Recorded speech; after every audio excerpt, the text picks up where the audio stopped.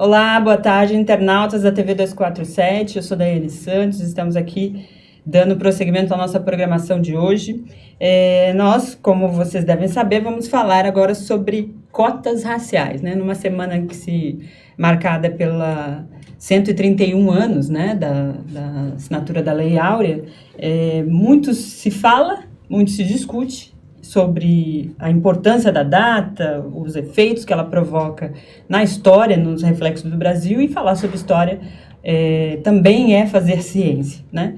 Então, diante de um momento tão conturbado, com tantas versões, e discutir o racismo do ponto de vista dos seus efeitos, é um exercício necessário para se entender por que certos fatos acontecem e continuam ao longo da nossa história. Nós vamos conversar hoje com uma pesquisadora jornalista, né?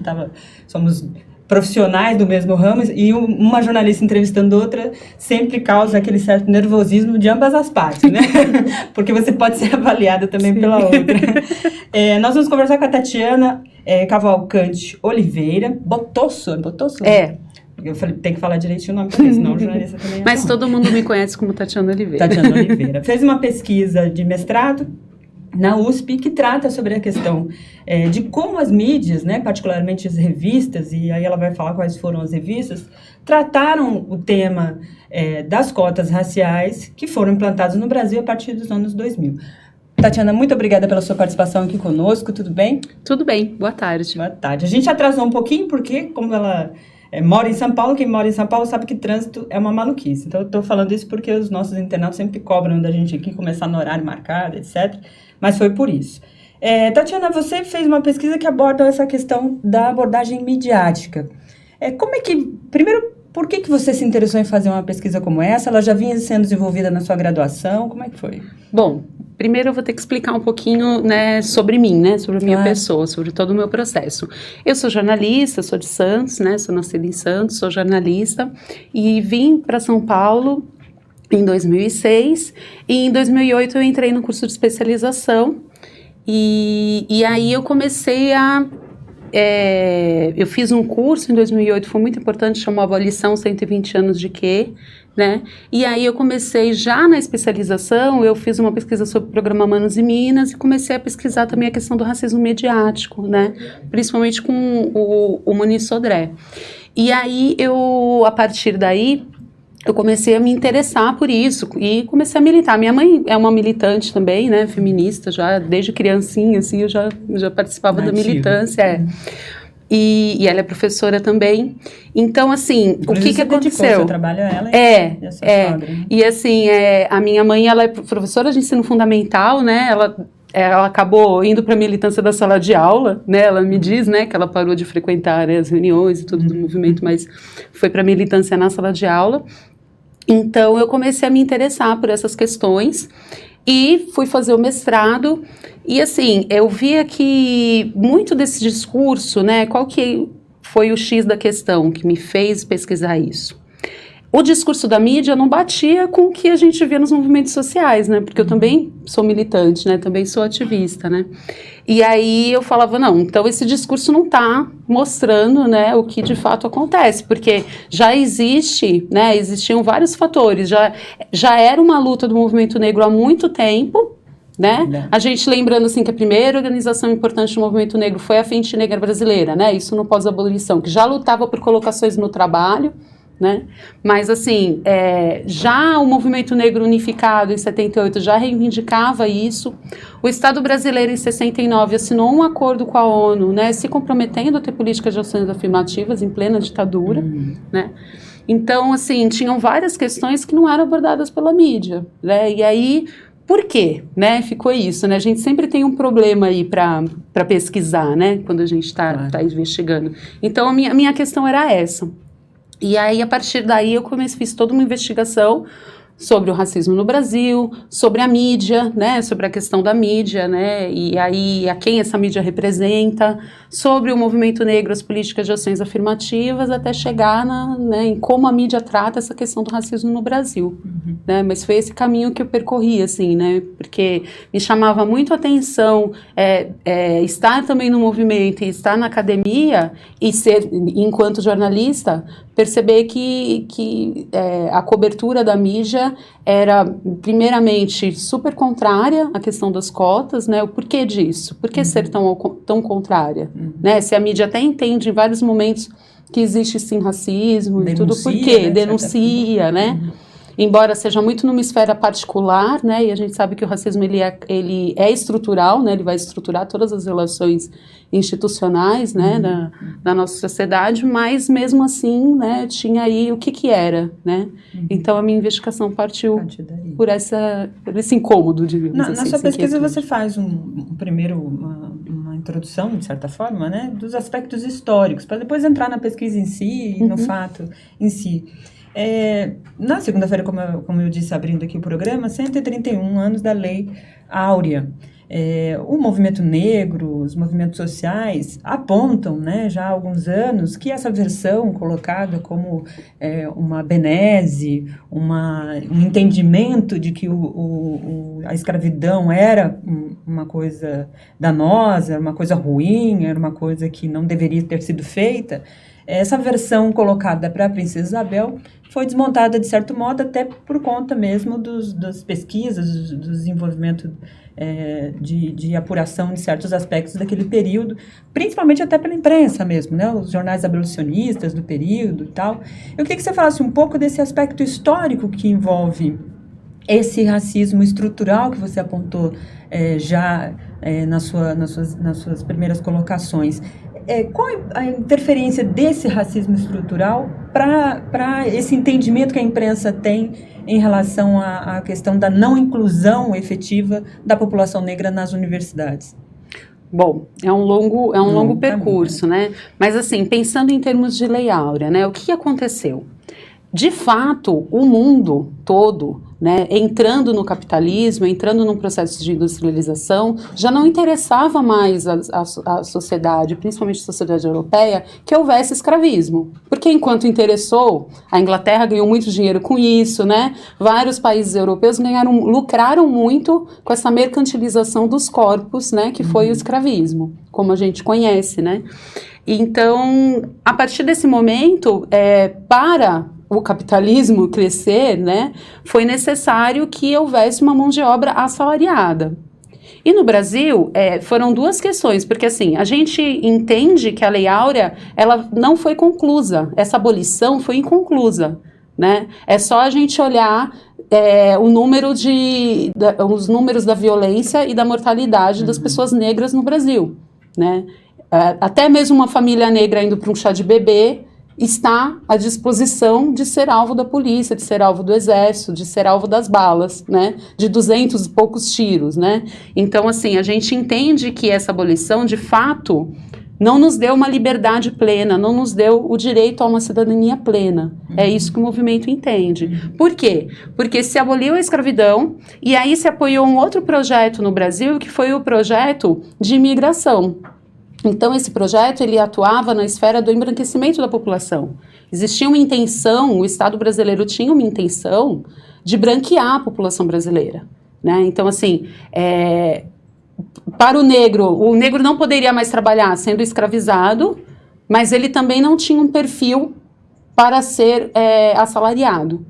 Então, a população negra, de fato, chegou... ao longo dos anos, depois foi se transformar na boa aparência, né? Isso, né? Porque assim, a gente teve que criaram-se vários mecanismos legais para tentar remediar isso, mas a grande questão tá na naturalização do racismo.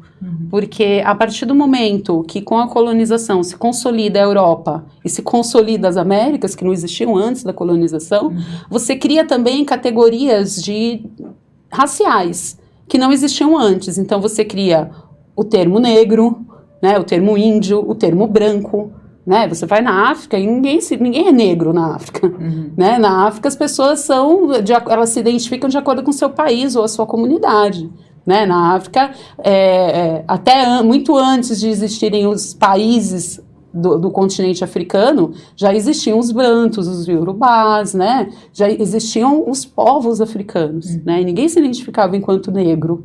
Então, essa categoria utilizada como uma subcategoria, uma subclassificação humana, foi criada mesmo pelos europeus.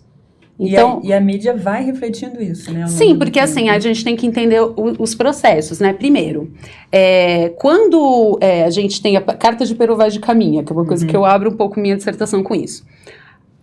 Pero Vaz vai falar assim, eram pardos todos nus, né? Eles não creem em Deus, então serão eles gentes. Então, assim, a primeira identificação, os indígenas não são brancos, e os indígenas não são cristãos. Então, se justificou por isso justificou a escravização dos indígenas. Com os africanos também, né? Porque a gente já estava numa fase mais teocêntrica, né, da humanidade. Quando você começa, né, vem o iluminismo, vem o antropocentrismo, aí você teria que justificar pelo racismo científico. Então, isso foi feito. Né? Essa naturalização de inferioridade foi feita pela ciência.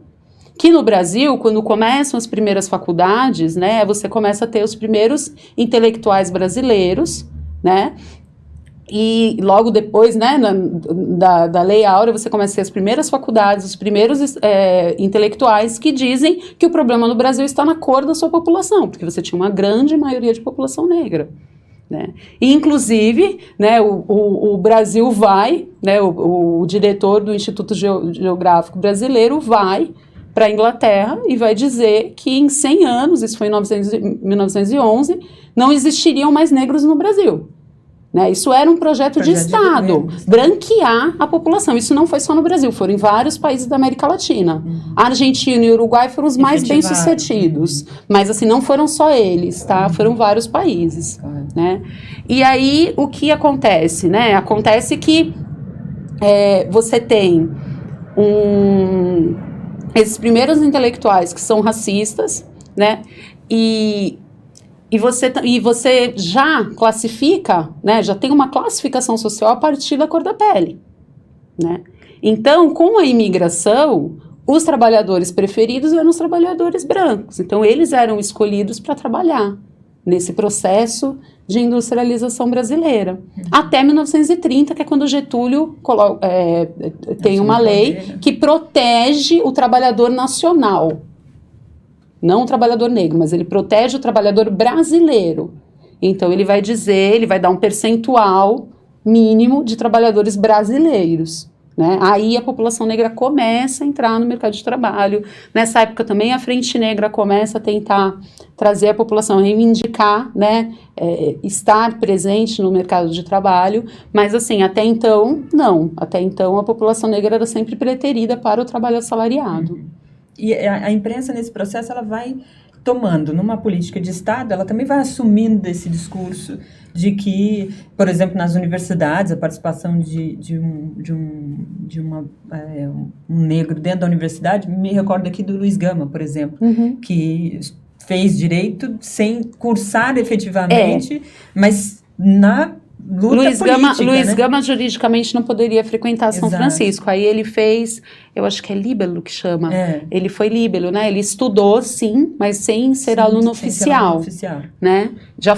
Isso já foi reconhecido, né? A própria OAB já o reconheceu como advogado. Então, essas universidades, elas construíram um pensamento extremamente racista. E dentro desse racismo cordial brasileiro, né? Eu sou racista, mas eu não sou segregacionista.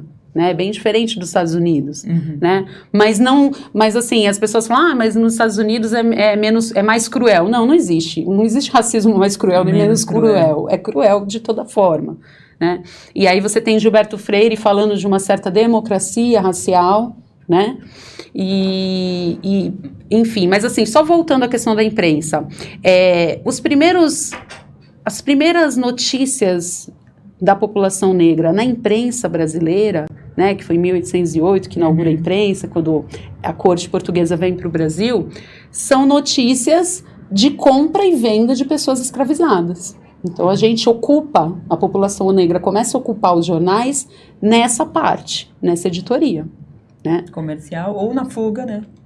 Exatamente, ou na fuga. Então a gente já começa, né, e a polícia também começa a existir para capturar pessoas escravizadas. Então, essa é a gênese, né? A formação da imprensa e da polícia brasileira, né? E a gente tem, o que a gente tem hoje, né? A gente tem hoje a população negra nas páginas policiais, né? É muito semelhante até, né? Você pega, na segunda-feira, eu estava assistindo uma palestra do jornalista Oswaldo Faustino e ele estava apontando isso, né? É muito semelhante, né? Você tem uma editoria para os negros, né? E você cria um pensamento a partir do racismo científico de inferioridade. E você dá alguns lugares. Então, por exemplo, a música, tudo bem ter pessoas negras, porque o Brasil também, na década de 30, precisava de um produto nacional, né? De ter o samba, a feijoada, a caipirinha, né? Então, várias tecnologias, né, que foram criadas pela população negra são apropriadas, né, para isso. No futebol também, né? A partir do momento que você libera jogadores negros de jogarem nos times, né, sem o pó de arroz, né, você tem grandes talentos. E aí você também permite que a população negra esteja nesses espaços, né? Então, assim, é interessante a gente notar que o Brasil, ele tem todo esse, que eu acho que agora nesses tempos já desmascarou um pouco isso, mas assim, o Brasil sempre teve todo um mascaramento de ser um país cordial, de ser um país pacífico, de ser o país do samba, alegre, né, alegre, mas sempre foi um país extremamente autoritário. Né? A Marilena Chaui fala muito bem quando ela fala dessa classe média que é autoritária, que é violenta, né? Assim, foi até uma das autoras que eu utilizei quando eu faço essa análise de discurso, né? Porque eu analisei como que a mídia pensa, então, essa população negra, como que a mídia pensa o racismo, como que ela pensa a educação e como que ela pensa as cotas raciais, né? Para entender mesmo esse discurso da mídia. E a mídia, a gente tem que entender também que se a gente tem uma elite que conseguiu trazer o Brasil de um regime escravista para um regime de trabalho assalariado e não houve nenhuma ruptura a partir da Lei Áurea, as elites que eram elites escravocratas continuaram elites, né, e os seus descendentes estão até hoje aí, né, não teve nada, não teve nenhuma reparação de forma alguma, né. A gente tem que entender também que a grande mídia, ela também faz parte, né, de famílias, né, se a gente pegar, agora a gente tem tudo em capital aberto, mas se a gente pegar a Rede Globo de televisão, né, que é a maior rede de comunicação brasileira, ela vem de uma família, da família Marinho, né, as próprias afiliadas dela também tem famílias que são detentoras dessas afiliadas, né? É uma construção de pensamento baseada também nessa participação econômica, nesse poder econômico, né? Sim, e vai refletir a quem a mídia vai representar, né? Você pega dos jornais também, né? Os jornais que a gente tem, os principais jornais impressos também pertencem a duas famílias, né?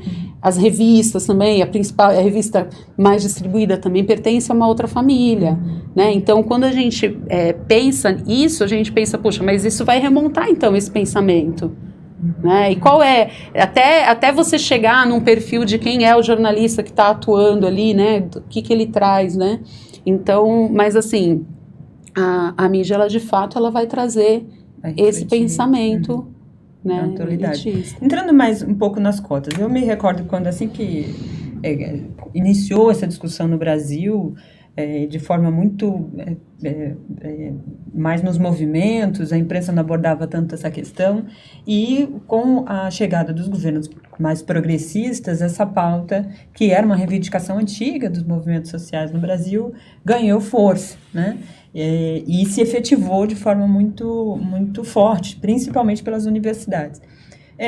A discussão sobre isso, de certa forma, na sua avaliação, e aí eu pergunto, será que a gente discutiu o racismo nos meios de comunicação de fato? A gente falou um pouco disso inicialmente. Então, a gente falava de casos individuais, de uma situação numa entrada de banco, num assassinato por parte de um policial que dizia que tinha confundido com bandido. Aí, quando você vai ver a explicação, é cada vez mais absurda, porque vai mostrando ali que havia um preconceito e não uma conduta do agente nas situações. Enfim, o jornalismo sempre refletiu esse discurso.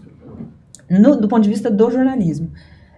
No Brasil, há uma inversão quando se discute certos assuntos. Ele vai primeiro para o entretenimento. Então, as novelas passam a discutir a questão racial, e não o jornalismo. Você acha que isso contribui, de certa forma, para o nosso comportamento, como jornalistas, de não abordar, de não se colocar? Ou é uma falta também de jornalistas negros que possam ter essa visão clara, porque sabe na pele o que é aquela situação? Eu acho que tem vários fatores aí, né? Porque, assim, quando a gente pensa na questão das novelas, de fato, as novelas, na sua grande maioria, né? Tem uma pesquisa do Joelzito bem interessante, que é A Negação do Brasil, né? Um documentário, que vai mostrar que como que os negros sempre foram preteridos e como que eles foram retratados nas novelas, nas telenovelas, né? Porque as telenovelas, elas vão recompor, né? Elas vão reiterar, de fato, essa inferioridade, né? Imposta para a população negra, esse racismo estrutural.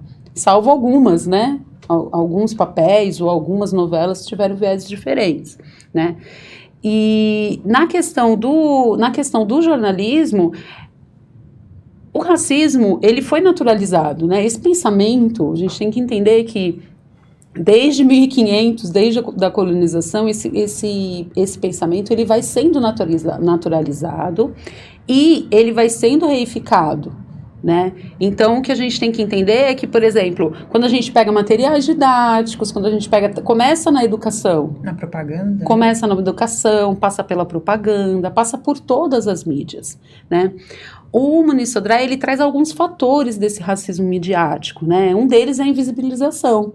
De fato, pouquíssimas pessoas negras, principalmente na linha de frente do jornalismo, né? Agora a gente começa a ter um pouco mais, mas ainda é muito pouco. Eu me lembro novidade, né? Eu me lembro que faz 1 ou 2 anos, eu lembro que há uns anos atrás, eu estava em casa no dia 8 de março e a Rede Globo resolveu ter só as mulheres na sua programação, no jornalismo. Só tinha mulher apresentando. E não tinha mulher negra. Né? Quer dizer, você faz um recorte do 8 de março num país que a maioria da população é mulher e é negra, e você não tem mulher negra na redação. Você tem pouquíssimas. Né? Então não tinha. Né? Então, assim, a gente ainda tem muito caminho pela frente. Agora, tem duas questões aí, né? Porque também não é só você colocar pessoas negras trabalhando. Né? Se você não tem, né? A gente teve aí um seriado que foi super combatido pelo movimento negro, né? Que empregava 40 atores negros, mas como que retratava o negro? Porque não é só uma questão de visibilidade, de representatividade, é como se faz. E aí você tem que ter também editores, né? Você tem que ter as pessoas de alto escalão, roteiristas negros, né? Não é só você colocar ali um grande número de pessoas negras, não é só isso. Ou como a publicidade faz, né? Que é bem... Eu acho que é bem absurdo, assim, porque o que a publicidade faz? Ela pega uma foto de 10 pessoas, aí põe 2 pessoas negras. Nossa, estão sendo representados. Que legal, né? Só que, poxa, é 50% da população. Não são só 2 ali isolados, como quem não, né? Só para colocar. Eu coloquei só para dizer que tem, né? Então, a questão da representatividade, ela é mais do que só ter a cara, do que mostrar o rosto, né? Ela tem que, de fato, ter um conteúdo pensado nessa diversidade, que respeite essa diversidade, né? Com a população negra. Correto. Na sua pesquisa, você selecionou 3 veículos de revista. Eu queria entender por que você resolveu fazer a escolha em materiais impressos, e particularmente as revistas, e como isso foi feito em 2015, se eu não estou enganada, como é que você vê esse retrospecto hoje? Né? Se esse mesmo discurso que você conseguiu apontar dentro das revistas, aí já vai falando um pouco dos resultados, mas se ele se perpetuou, se ele se manteve nesse período. Tá. Bom, a minha publicação foi em 2015, né? Eu concluí o mestrado em 2014, mas a minha pesquisa, ela foi feita no ano de 2012, tá? Então, o que eu fiz? Primeiro, 10 anos ali da lei, né? Pouco mais de 10 anos. Né? Na verdade, assim, em 2012, o que aconteceu? O STF, ele vai julgar a constitucionalidade das cotas em abril, e em agosto as universidades federais, vem a lei das cotas nas universidades federais. Então, como o assunto era uma pauta quente ali, eu peguei esse período, de abril a agosto. Por que revista?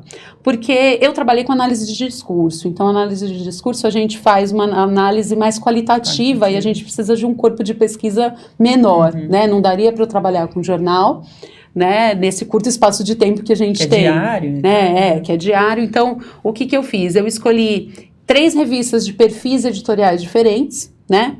A Veja, com perfil conservador, a Carta Capital, com um viés que na época era até apoiador ao governo e tudo, mas um viés liberal, né? Tendendo um pouco para a esquerda, mas liberal, também um viés de mercado. e a Caros Amigos, né? Que tem um viés mais reflexivo, tem uma publicação é mensal, enfim, eu escolhi essas 3 revistas, né? E assim, para pensar como que esse discurso se dava nessas 3 revistas, eu escolhi 3 linhas editoriais diferentes, tá? E aí, o que eu fiz? Eu fiz uma pesquisa do discurso em 3 termos, que eu chamo de termos pivô, que era racismo, educação e cotas. Né? Então, por exemplo, no termo educação, né, a revista Veja vê a educação como um mercado. Inclusive a revista Veja, o Grupo Abril, tem várias empresas de educação.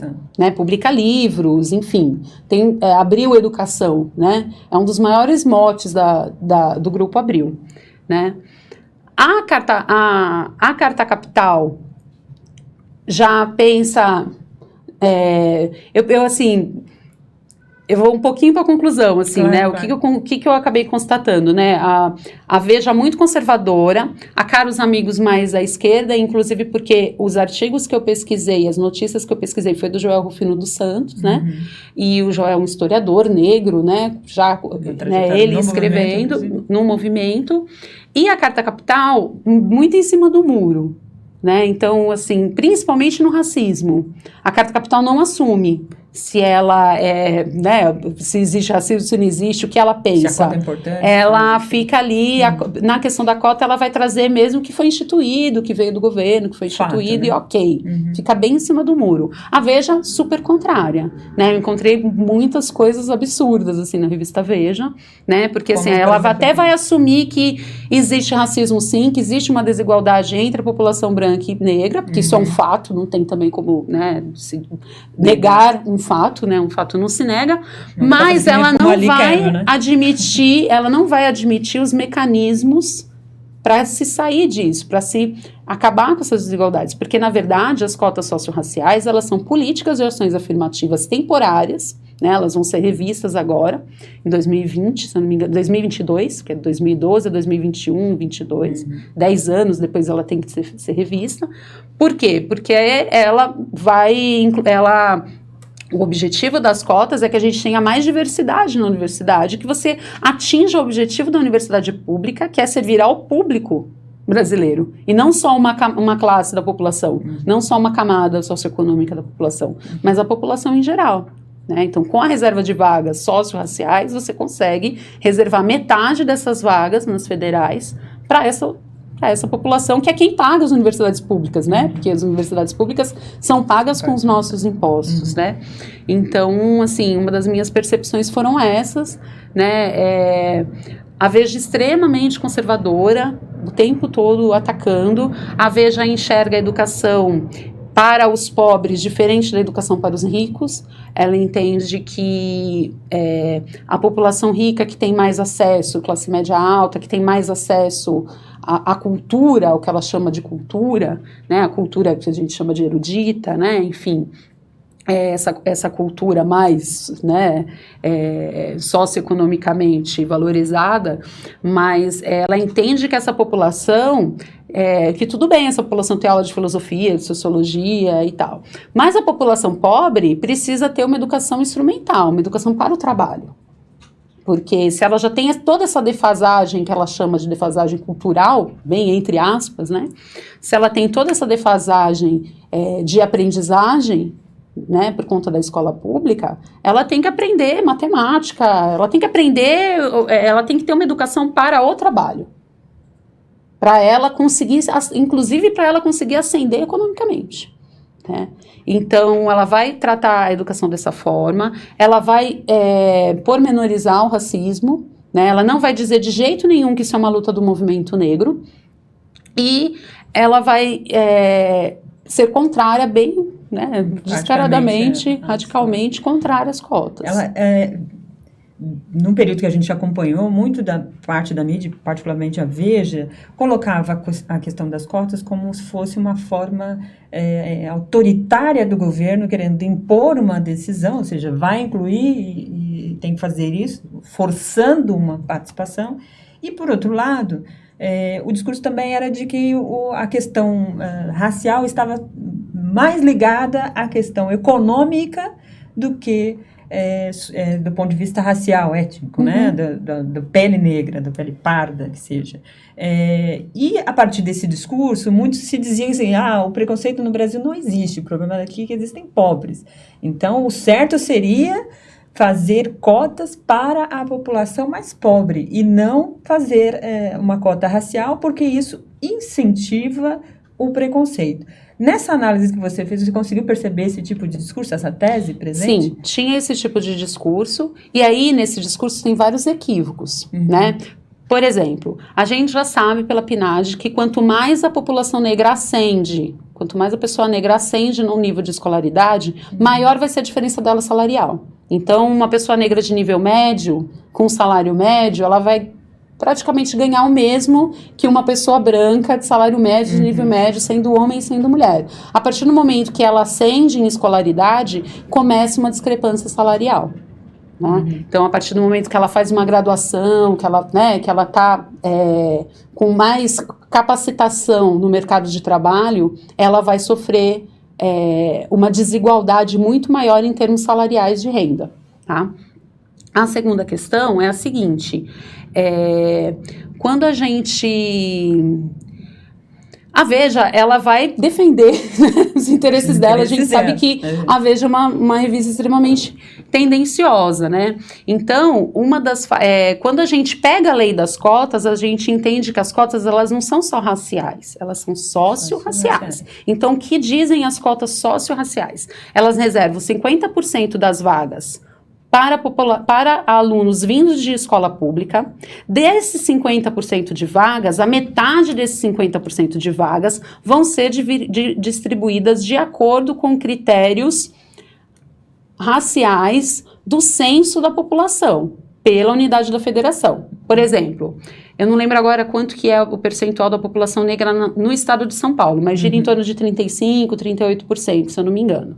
Então, se em São Paulo a gente tem uma população negra, por exemplo, de 38%, então dentro dos 50%, desses 25%, 38% vão ser para a população negra de escola pública ou bolsistas da rede particular. Então, as cotas, elas têm, sim, um recorte social primeiro e depois racial. Que a imprensa não fez. Não divulga, né? Não divulga. Então, assim, uma das matérias falava assim, basta a pessoa nascer negra que ela já tem uma vaga garantida na universidade.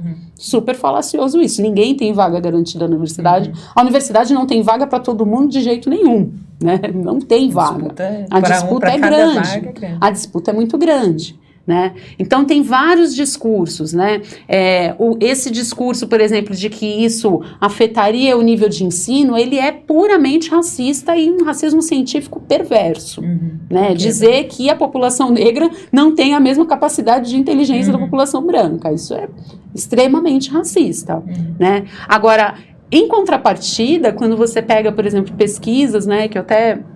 Depois do meu artigo, depois da minha dissertação, eu escrevi o capítulo de um livro que o professor Denis de Oliveira organizou, que é a luta contra o racismo no Brasil, e aí eu trouxe esses dados de como foi o rendimento e o desempenho escolar, acadêmico, dessa população de cotistas, né? E assim, uma das coisas que diminuíram muito com as cotas foi a evasão escolar, né? Que é uma coisa que o governo fica falando hoje, ontem o ministro estava falando justamente dessa questão da evasão escolar. A evasão na universidade diminuiu, entre a população cotista, ela é bem menor, né? Óbvio que aí, porque assim, uma coisa puxa a outra, né? Claro. Se você tem uma população negra que vem, né,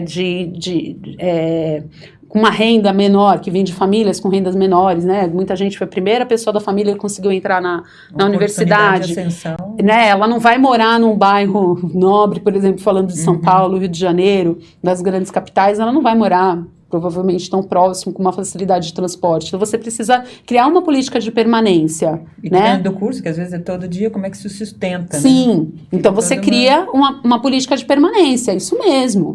Né? E se você cria uma política de permanência, você forma, você também tem que pensar como essa população vai ser inserida no mercado de trabalho. É isso mesmo. Quanto mais direito a gente tem, por mais a gente vai lutar. Direito é luta. Né? Quanto mais direito a gente tiver, maior vai ser a nossa luta. A gente vai lutar mesmo. Né? Então, são consequências. né? Então, o rendimento acadêmico foi igual, às vezes superior, né? Foi um rendimento bem tranquilo, pensando que para essa população entrar na universidade, ela passou por uma prova do Enem, né? Ela passou por um processo seletivo, né? Eu detesto a palavra mérito, né? Mas a palavra mérito, em um dos seus entendimentos, que é uma classificação por ordem de nota e de desempenho em nota. Ela foi respeitada, né? Não basta a pessoa ser negra, não, a pessoa tem que ser, além da pessoa ser negra, ela tem que estar dentro dos critérios socioeconômicos e ela também tem que fazer o Enem, tem que ter uma nota, tem que ter uma classificação para que ela possa ter uma vaga numa universidade no curso que ela escolheu. Esse discurso que você citou, de certa forma, agora, né, de que basta ser negro para ter acesso à cota, essa ideia que se prevaleceu e prevalece até hoje, de certa forma, ainda em alguns discursos, principalmente nas redes sociais, é uma coisa muito difundida. E eu me recordo de uma vez, eu estava numa consulta médica e conversando com a médica, ela mesma falou disso, né? E dessa forma. Então, nós estamos falando de uma população que não tem acesso à informação, às vezes não teve um grau de escolar mais elevado, mas estamos falando também dessa elite que tem acesso à informação, que lê a revista Veja, que difunde esse tipo de ideia, que é uma coisa completamente absurda dentro de alguém que saiba que para passar numa universidade você precisa passar pelo menos no vestibular, mesmo para preencher cota, né?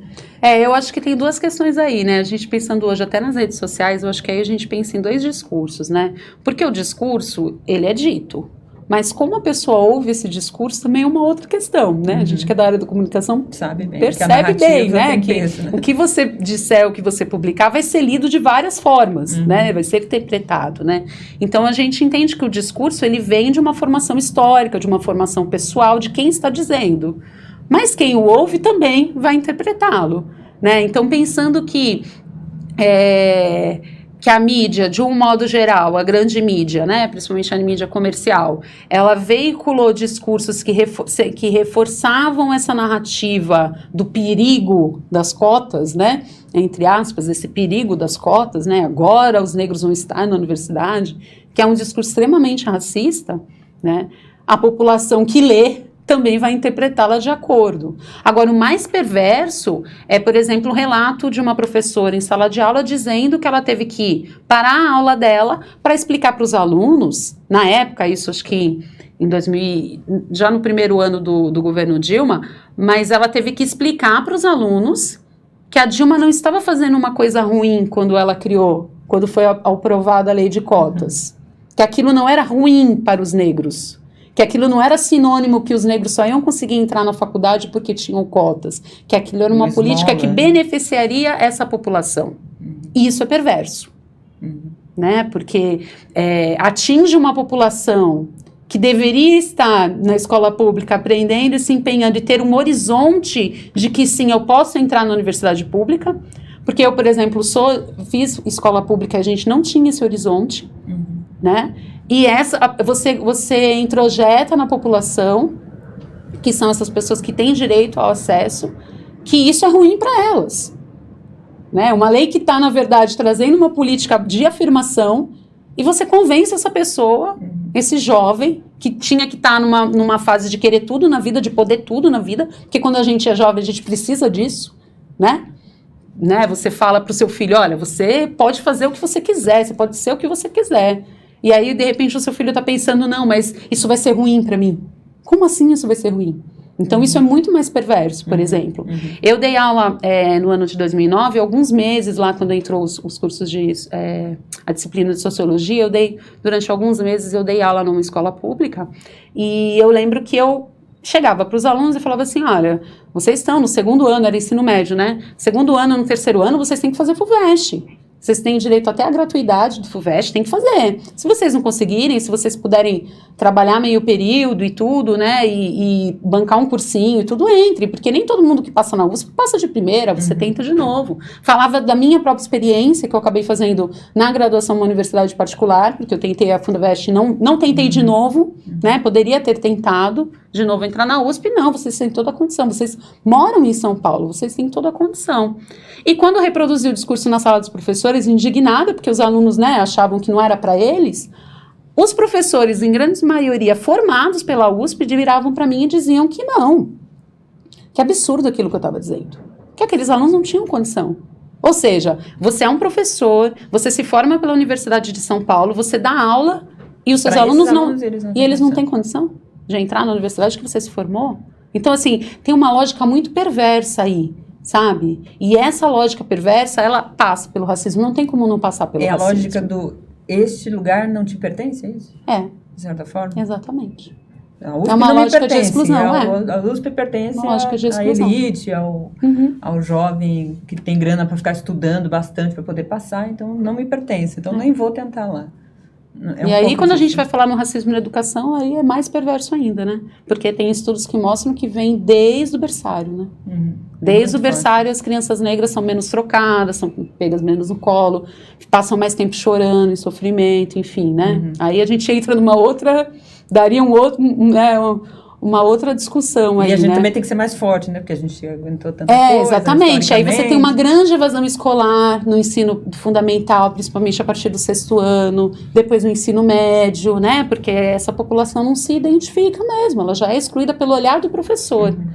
Né? Do ponto de vista midiático, no Brasil...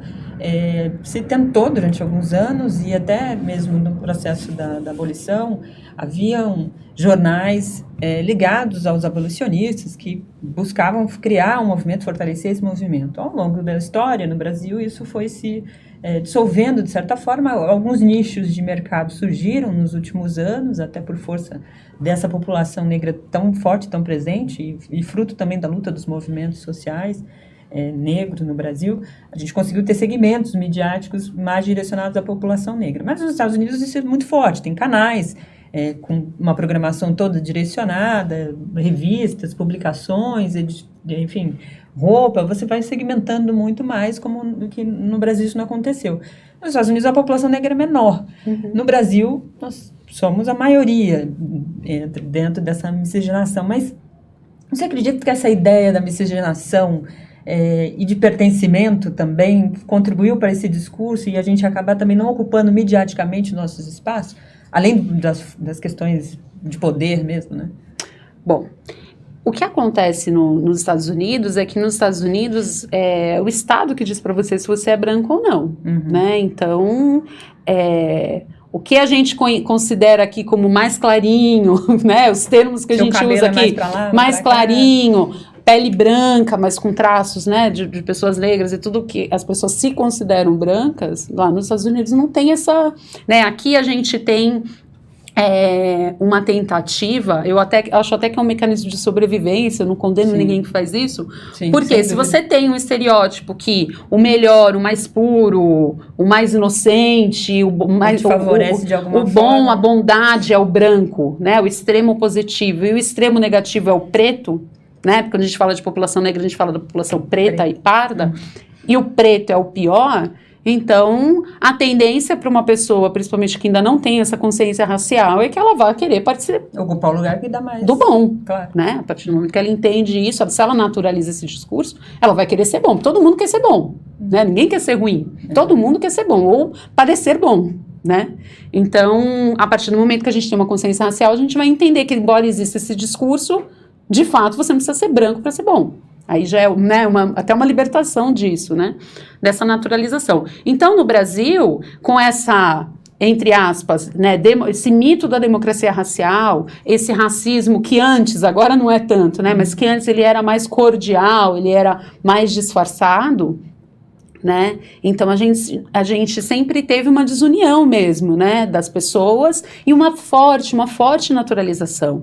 Os processos são diferentes. Os Estados Unidos passaram por um processo de uma luta de igualdade de direitos civis, porque teve uma segregação jurídica nos Estados Unidos, né, por um maior período do que teve no Brasil, não que no Brasil não tivesse, mas por um período bem maior, e aí você teve uma luta pelos direitos civis, você tem... Era lei, né, o racismo, né? Então, assim, você, de fato, nos Estados Unidos, você teve uma luta muito grande e Óbvio que o capitalismo se apropria disso trazendo um nicho de mercado. No Brasil, não. No Brasil, com esse querer ser branco, né? Então, o que aconteceu? No Brasil, a população negra foi invisibilizada mesmo. Então, você tem uma invisibilização em todas as mídias. Você vai numa banca de jornal e olha e você tem uma invisibilização. Em contrapartida, você tem sim, tem sim uma imprensa negra, né? Você tem uma revista para a população negra, mas de fato, inclusive é a raça? Você está se referindo à raça? É a raça. De fato, inclusive o meu orientador com outras pesquisadoras, eles fizeram uma pesquisa, escreveram um artigo sobre isso. Ele fez uma pesquisa sobre representação só, quantidade de pessoas negras em revistas brasileiras e norte-americanas, né? Então, por exemplo, a Ébano e a Raça, revistas que tinham um perfil editorial semelhante, né? A Time, a Veja, tá? Nessa época, o presidente era o Obama, né? Então, você tinha, por exemplo, na Time, né, bastante coisa sobre ele, enfim.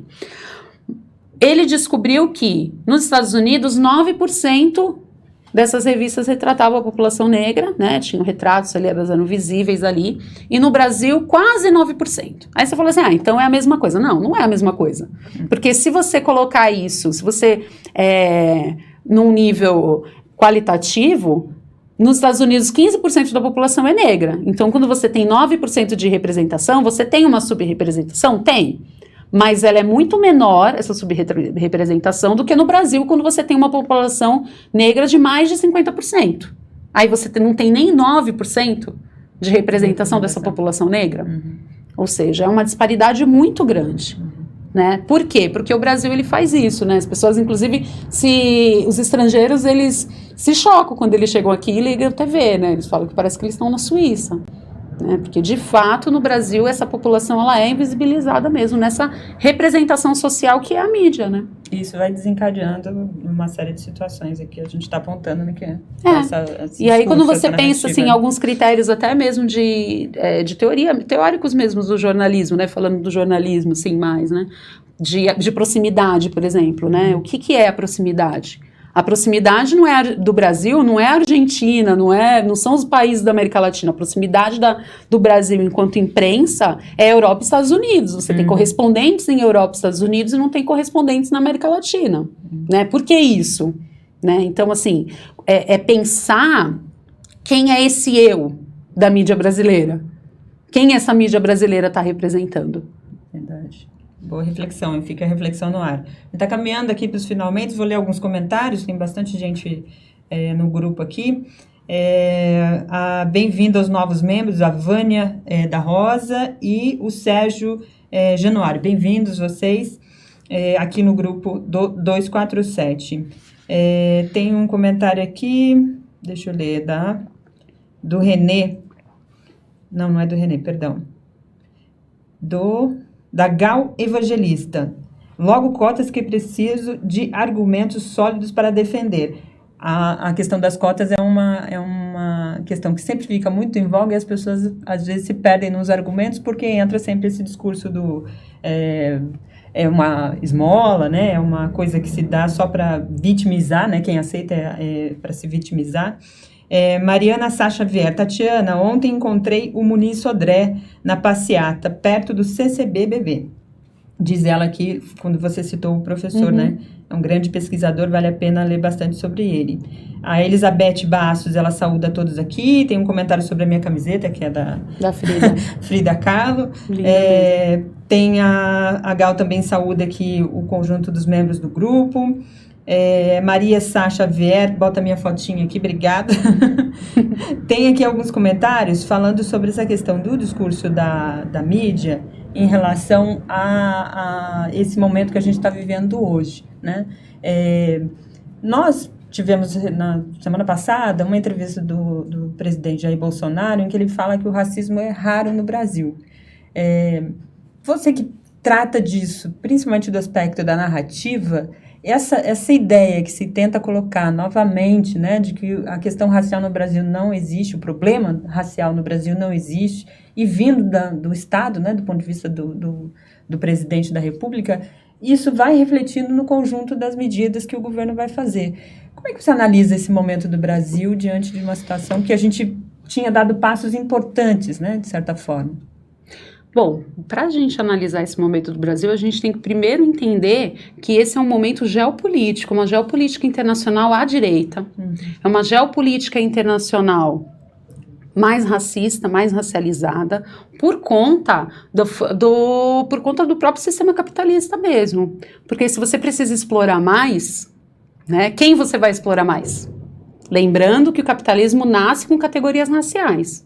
Então, se você precisa de uma exploração cada vez maior, para uma maior concentração de renda, né, das elites dos bens de capital, né, não para a classe média, para a elite mesmo, para quem detém bens de capital, você precisa oprimir mais. E aí, nessa opressão, quem que está ali na ponta? Quem que é menos gente? Quem que é categorizado como menos gente? É a população negra. Né? Então, assim, o que ocorre hoje no Brasil é um reflexo de uma política mundial também. Não foi só o Brasil que foi para a direita, foram, né, vários Estados Unidos, vários países foram à direita, porque isso é de interesse ao capital.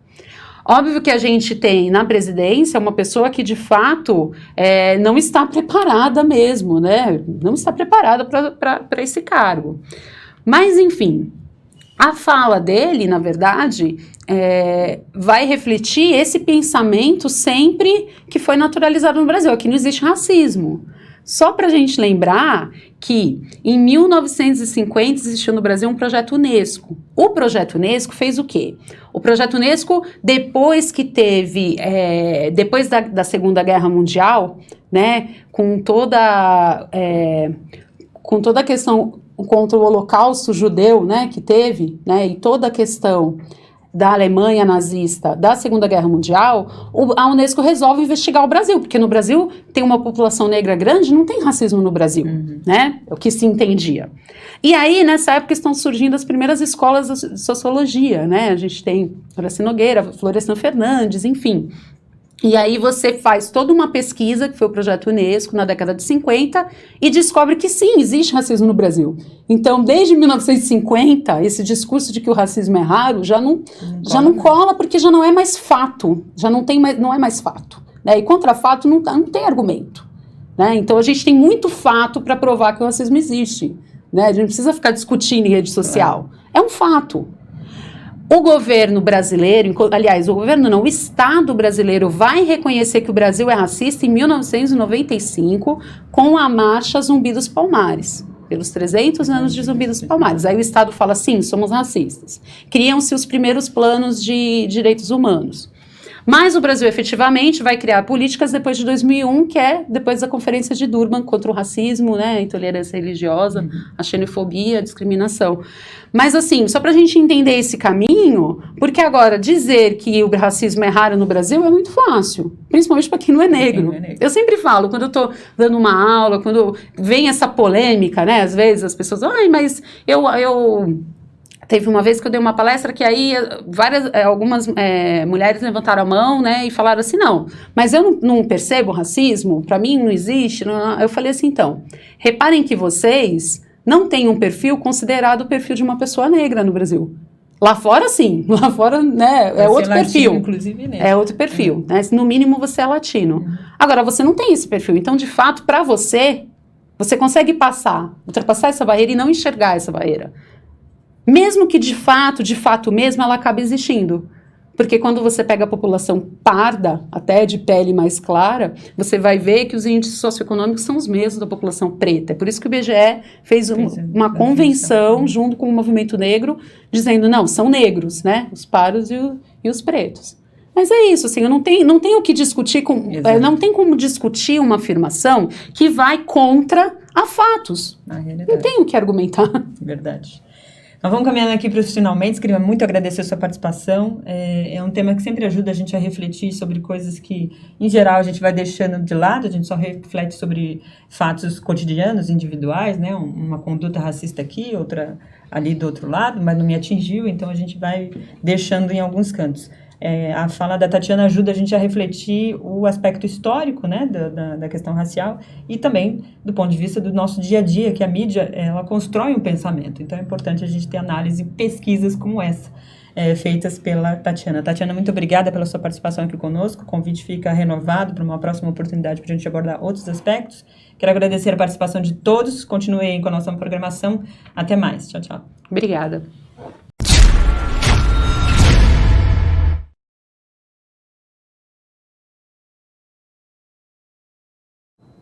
Oi, minha gente. Sou mais uma, junto com vocês, a apoiar a assinatura do 247. Porque nós precisamos democratizar os meios de comunicação. 247 tem se apresentado com grande isenção, trazendo as informações importantes para todos nós, principalmente nesse momento de grande luta do povo brasileiro. Por isso eu estou te convidando. Esta assinatura é muito importante para você, para nós, para nossa casa e para nossa família. Para você que nem sequer gosta de discutir política, precisa prestar atenção. 247 faz a diferença.